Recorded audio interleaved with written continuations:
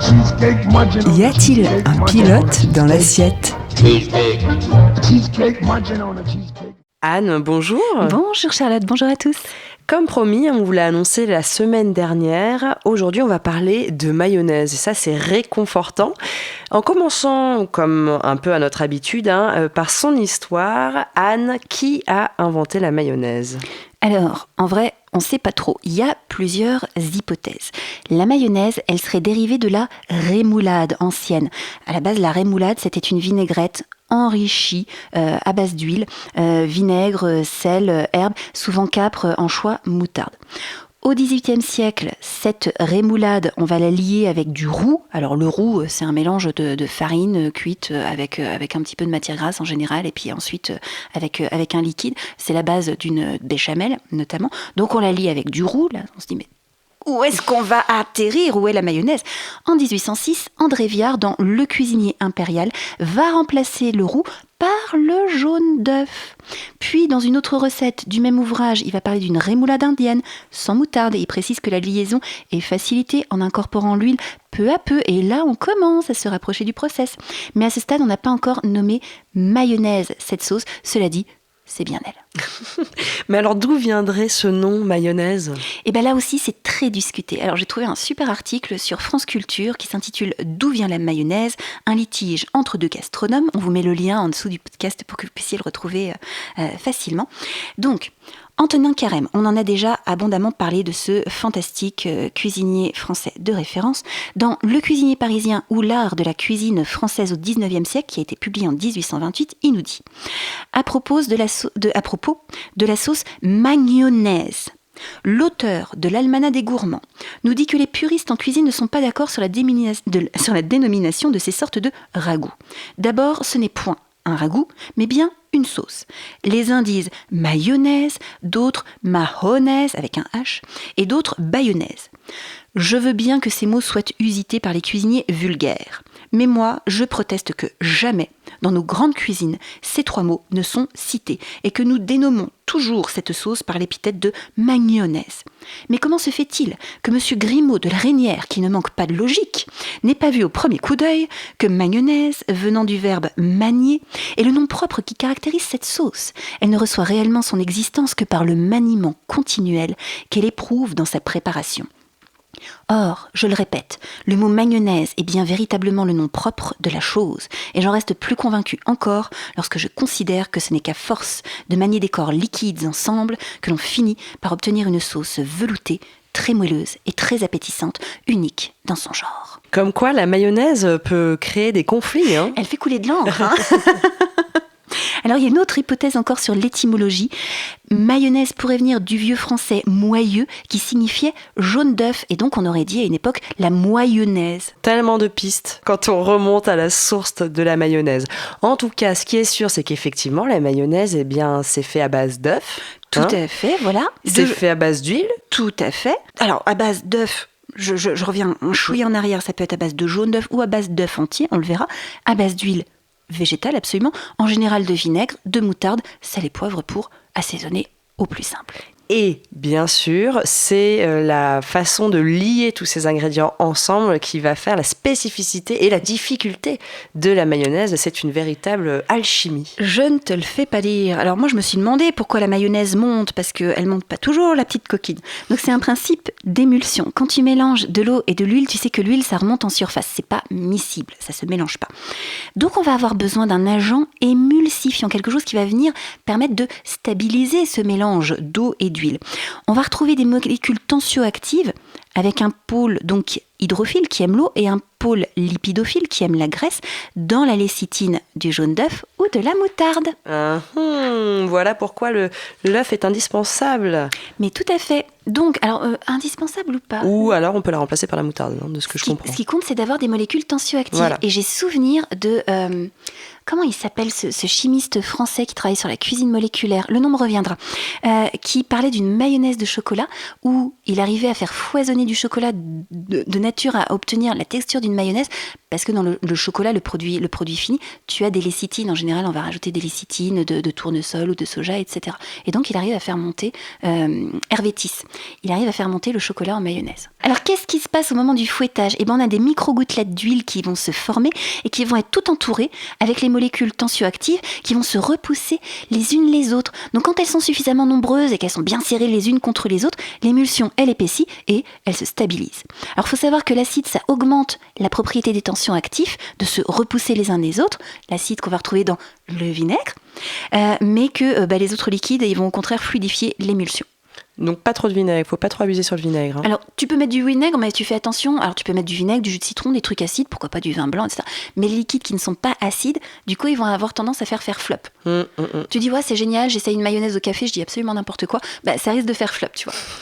Anecdote que j'ai beaucoup aimée, Avicenne, qui est un philosophe et médecin persan du 10e, 11e siècle, il utilisait déjà l'émulsion froide à base d'œuf, appliquée en usage externe pour soigner les brûlures et les maux de poitrine. Donc si tu veux, tu te fais un cataplasme de mayonnaise.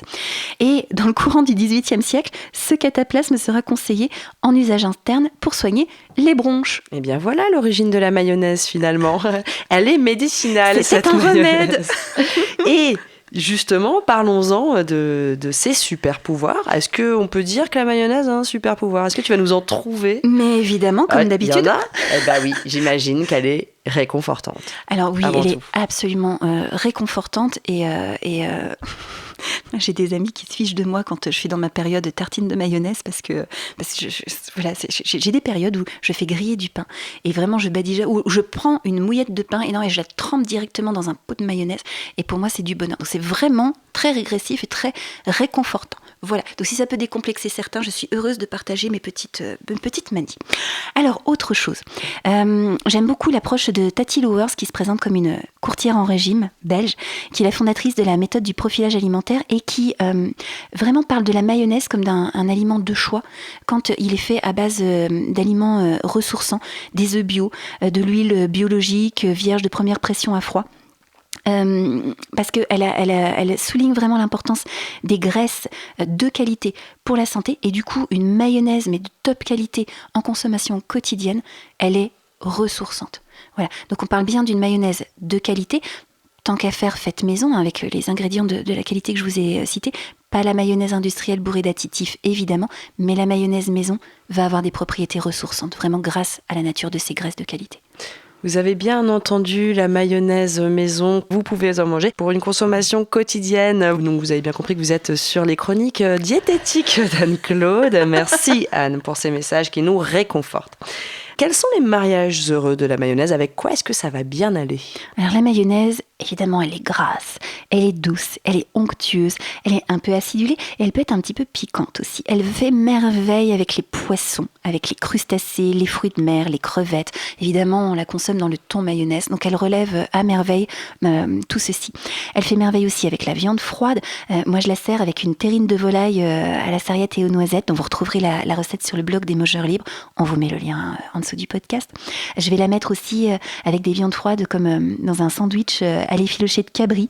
Donc elle fait à nouveau merveille. Il faut savoir que, je précise, le cabri est une viande de saveur très douce. Ça n'a rien à voir avec l'agneau. On est plus sur des saveurs qui se rapprochent de la volaille. Voilà, du poulet ou du lapin. La mayonnaise, évidemment, on l'aime avec les crudités, comme les tomates. Moi, je l'aime encore mieux avec les cuidités. Et j'adore présenter mes petites betteraves briochées avec une mayonnaise au citron et à l'estragon. Et évidemment, on va retrouver la mayonnaise dans la macédoine. Alors là, c'est comme dans la chronique sur la pomme de terre où je vous parlais de mes pommes de terre en salade piémontaise. Je ne vais pas, dans une macédoine, mettre 100% mayonnaise. En général, je coupe à 50% avec du yaourt ou du fromage blanc pour pouvoir avoir quelque chose d'un petit peu moins saturé en gras sur la langue. C'est pour ça notamment que moi en général mes frites je les mange pas avec de la mayonnaise, je préfère le ketchup, un bon ketchup maison. Il faudra qu'on en parle du ketchup. J'aime pas la texture du gras sur le gras, mais voilà, cette tartine de pain grillé à la mayonnaise dont je vous parlais. Une astuce quand même pour la déguster, laisser refroidir le pain parce que sinon la mayonnaise elle fond et techniquement parlant c'est pas très cool quand ça coule sur la main. Voilà. C'est le petit tips. Les partages d'Anne-Claude jusqu'au bout avec sa tartine mayonnaise. Parlons peut-être maintenant de la recette pour faire la mayonnaise à proprement parler et ne pas la rater. Hein. Eh oui, alors... Parce que c'est ça qui est le plus dur quand même. Oui, là c'est un petit peu... je vais vous en parler, mais je vais vous parler théorie, parce qu'il faudra que je vous fasse un aveu. Donc, il y a plein de recommandations et de conseils qu'on va trouver partout sur Internet, notamment sur comment est-ce qu'on va faire une mayonnaise arrêtable. Alors, il y en a qui vont vous dire on utilise le jaune d'œuf, d'autres qui vont vous dire on utilise l'œuf entier. Il y a des personnes qui vont vous dire il faut que tous les ingrédients soient à même température et à température ambiante. On va vous dire qu'il faut que le vinaigre et le citron soient incorporés plutôt vers le début du fouettage. On va vous dire que l'huile doit être ajoutée en filet avec des interruptions régulières et très graduellement. Il y a des gens qui vont vous dire il faut la faire au foyer, des gens qui vont vous dire il faut la faire au mixeur.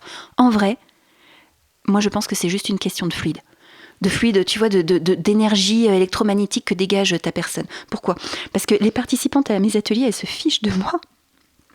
La seule fois où moi j'ai réussi à faire une mayonnaise, c'est quand j'avais mon mari par-dessus mon épaule. Et moi je pense pas que ce soit parce que cette fois-là j'avais été très attentive au conseil qu'il m'avait donné, mais c'est uniquement parce que c'est son fluide à lui, c'est son magnétisme à lui qui a permis que la mayonnaise monte. Je suis infoutue de réussir une mayonnaise, c'est une calamité.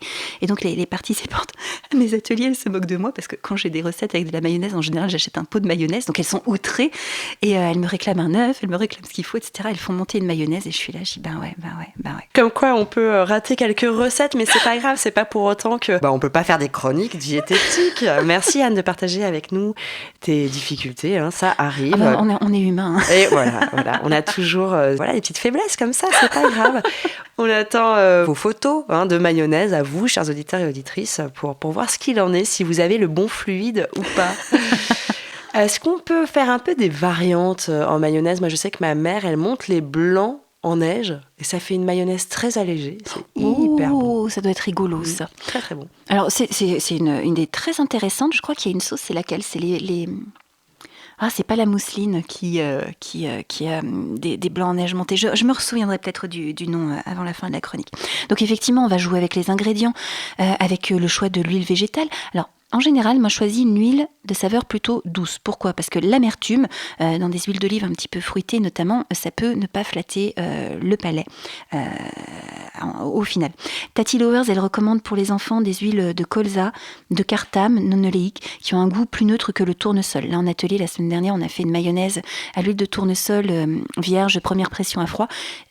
J'ai eu un petit peu du mal quand même. Voilà.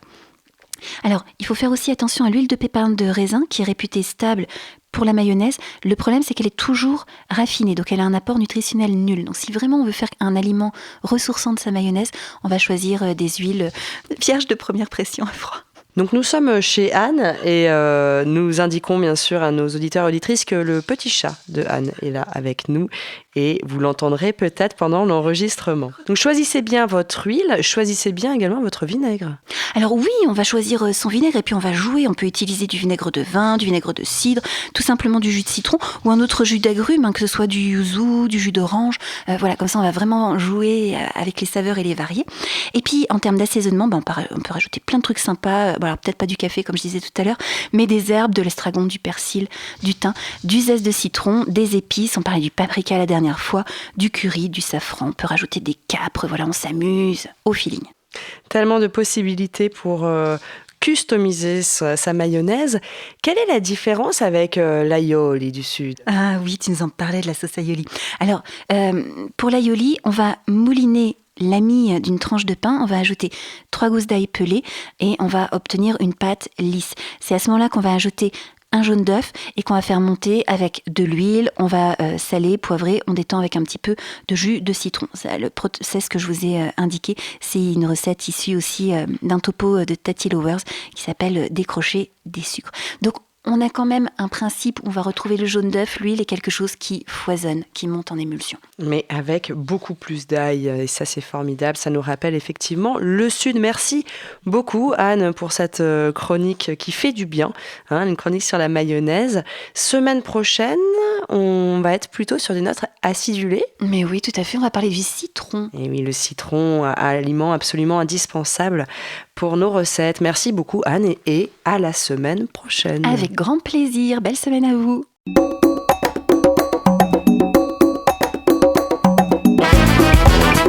Cette chronique vous a plu ? Alors participez-y en posant vos questions à Anne-Claude à l'adresse contact@radioalto.info.